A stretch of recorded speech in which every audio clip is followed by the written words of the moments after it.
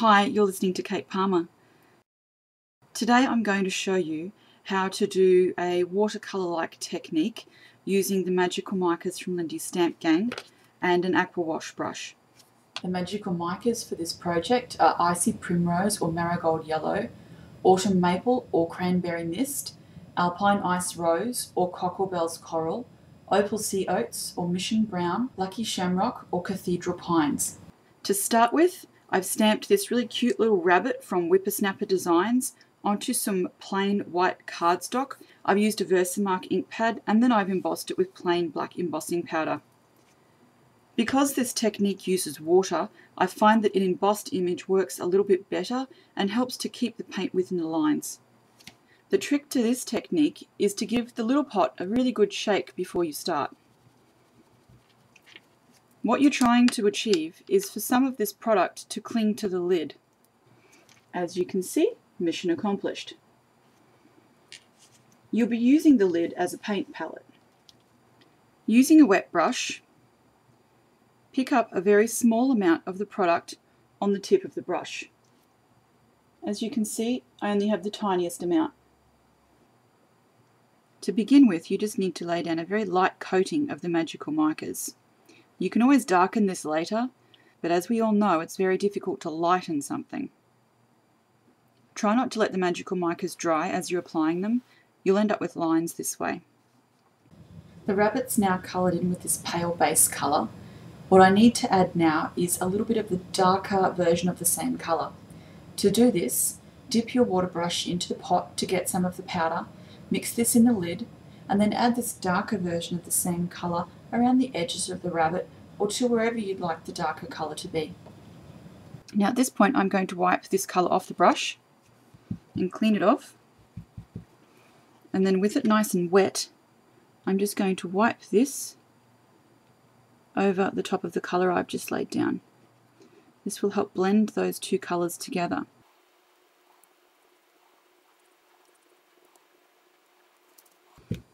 I find that sometimes the magical micas stick to the embossing powder.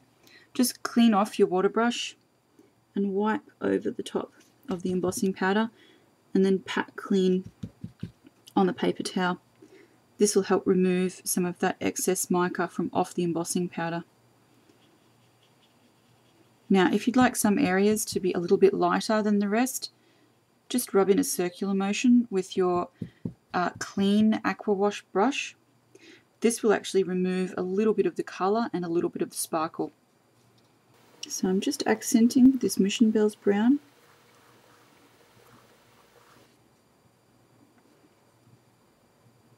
Just the tiniest little bit because I don't want it to take over. Again, with the clean wet water brush, I'm blending those colours together. Same process. Shake the pot so that you get a little bit of the product on the lid, and then work from the lid as a palette. Apply a light coat at first and add more colour to darken. You'll achieve a similar result with either Cocklebell's Coral or the Alpine Ice Rose. I'm going to use the Cathedral Pines Green for the stem and the leaf of the flower. You need to be really careful with this colour because it's incredibly strong. So what you'll see happen next is just a little bit turns it from very light to very dark. Now for me, that was way too much colour. Now if at any stage the colour is a little too vibrant or you make a mistake, it's very easy to blot with a piece of paper towel. Just remove it quickly so that the colour doesn't run. And as I hope you can see here, that took a little bit of the colour away from the underside of the leaf, so it made it a little bit lighter than the rest of it.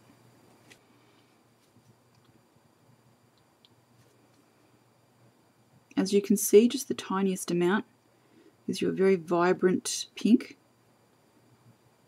With the really deep colours, it's absolutely essential to start with a very small amount and add more colour to make it darker.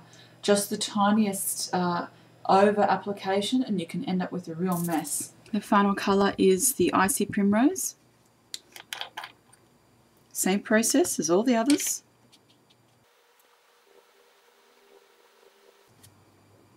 Once you've got that base colour down, Mix a little of the powder into the lid to make a slightly thicker paint, and then just dot this on.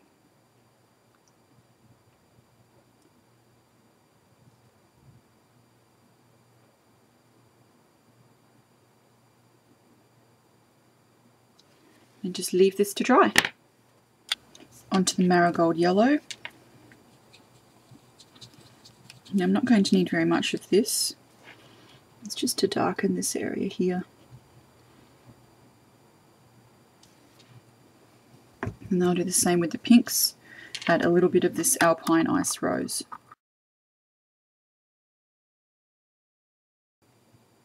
Now that the little rabbit is dry, it looks like this. You can see that the colours have blended really nicely. The little rabbit is beautiful and sparkly.